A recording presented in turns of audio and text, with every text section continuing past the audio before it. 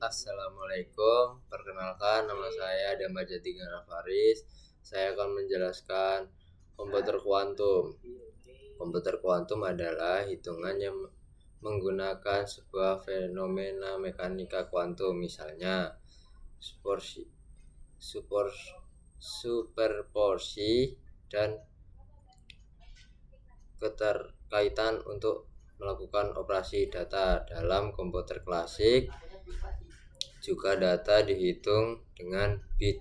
Dalam komputer kuantum, hal ini dilakukan dengan qubit. Prinsip dasar komputer kuantum adalah sebuah sifat kuantum dari praktik dapat digunakan untuk mewakili data dan struktur data, bahwa mekanika kuantum dapat digunakan untuk melakukan operasi dan data ini.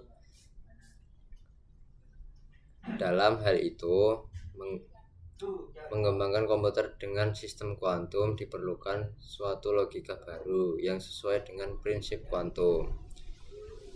Ide mengenai komputer kuantum ini berasal dari beberapa aktivitas fisikawan, antara lain Charles Haben dari IBM, Paul A. Boniff dari Acromen National Laboratory,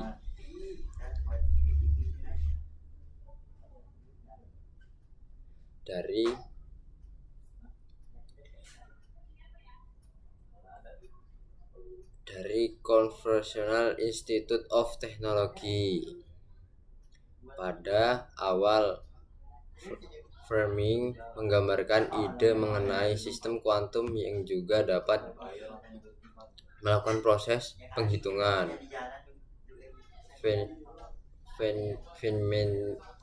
Feynman juga menggambarkan bahwa sistem ini menjadi simulator bagi percobaan fisika kuantum. Selanjutnya, para ilmuwan melakukan riset mengenai sistem kuantum tersebut. Mereka juga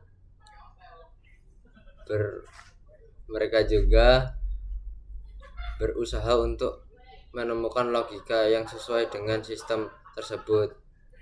Sampai saat ini telah ditemukan 2 algoritma baru yang bisa digunakan dalam sistem kuantum, yaitu algoritma Shor dan algoritma Gopher. Walaupun komputer kuantum masih di dalam proses pengembangan, telah dilakukan eksperimen di mana operasi komputer kuantum dilakukan atas sejumlah kecil qubit. Riset baik secara teoritis maupun praktik terus berjalan dalam laju yang cepat, dan banyak pemerintah nasional dan agensi pendanaan militer mendukung sistem komputer kuantum untuk mengembangkan baik untuk keperluan rakyat maupun keamanan nasional, seperti cryptosyonosis.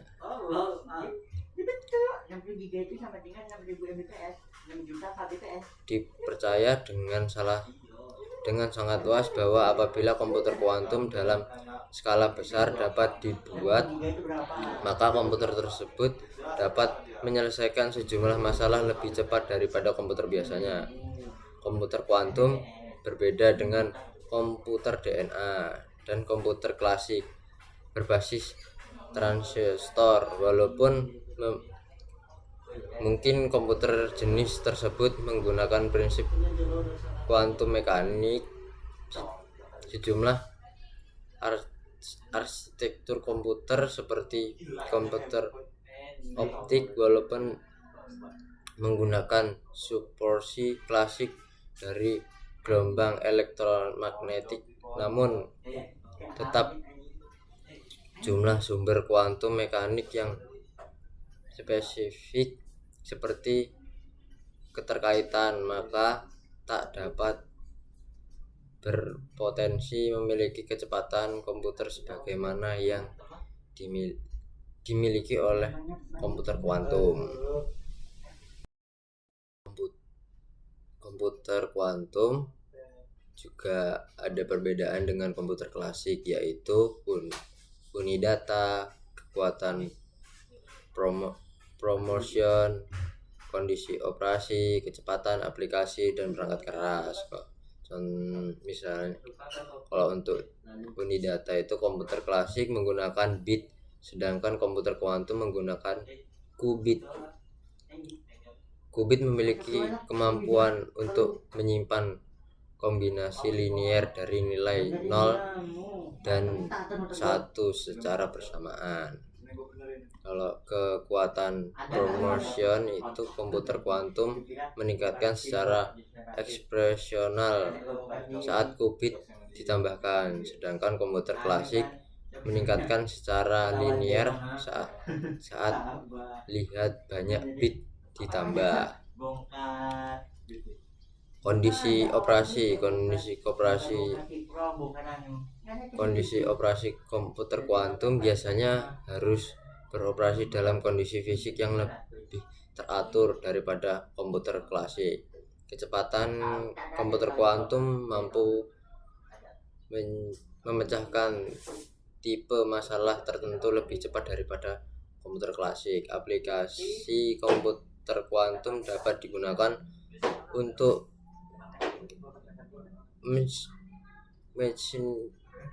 machine learning atau ML, opsional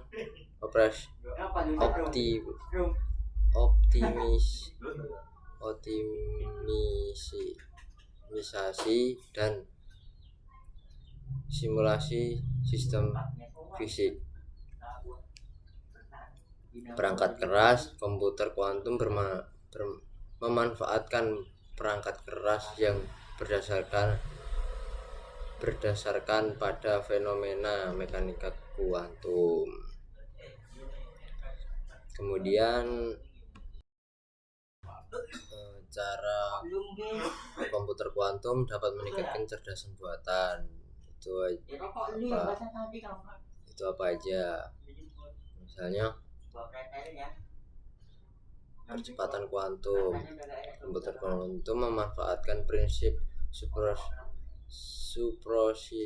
suprosiasi dan keterkaitan yang memungkinkannya melakukan beberapa kalkulasi secara bersamaan. Algoritma ini dapat mempercepat algoritma AI secara signifikan tertentu untuk tugas melibatkan pemrovensi kumpulan data besar atau menyelesaikan masalah pengoptimalan yang rumit. Komputer kuantum berpotensi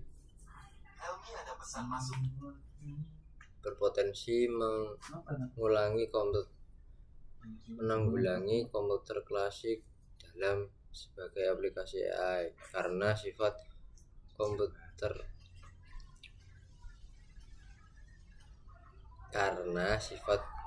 komputasinya yang unik. Yang kedua, pembelajaran mesin. Komputer kuantum sangat cocok untuk masalah pengoptimalan yang lazim dalam pembelajaran mesin. Algoritma kuantum seperti quantum approximation optimized algorithm atau QAOA dapat digunakan untuk meningkatkan tugas pengoptimalan yang terlibat dalam pelatihan model pembelajaran mesin. 3. Dapat pemrosesan data yang ditingkatkan. Komputer kuantum unggul dalam menangani dan memproses data dalam jumlah besar karena sifat paralelismenya. Kemampuan ini dapat menguntungkan aplikasi AI yang memperlakukan pemrosesan data eksekutif seperti pemrosesan bahasa alam, pengenalan gambar, sistem rekomendasi. Keamanan yang ditingkatkan. Komputer kuantum juga berpotensi mengancam metode ekstensi saat ini, seperti juga dapat digunakan untuk meningkatkan keamanan dalam aplikasi AI. Teknik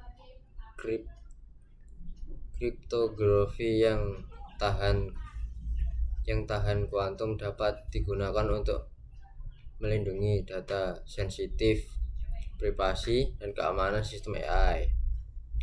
Jaringan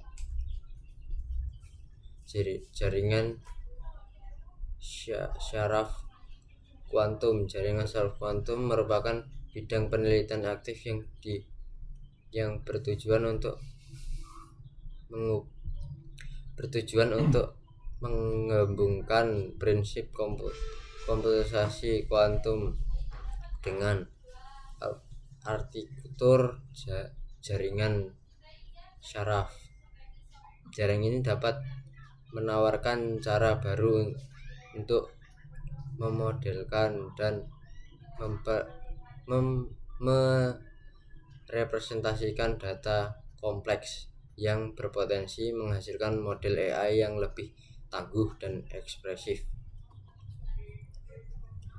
Sesuai sistem kuantum.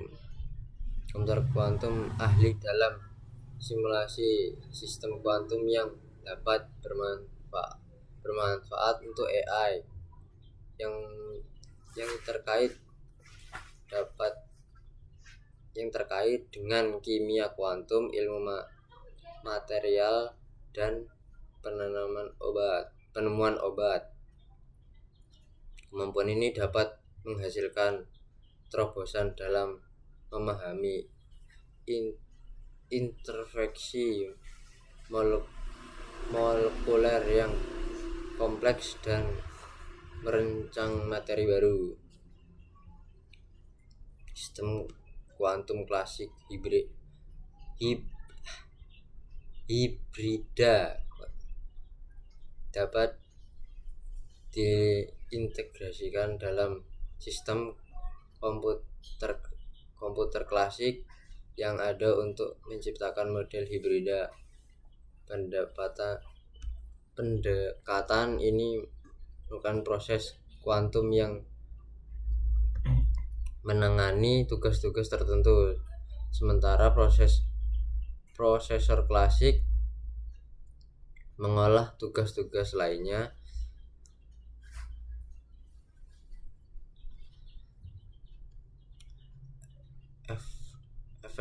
Efisiensi energi. Komputer kuantum berpotensi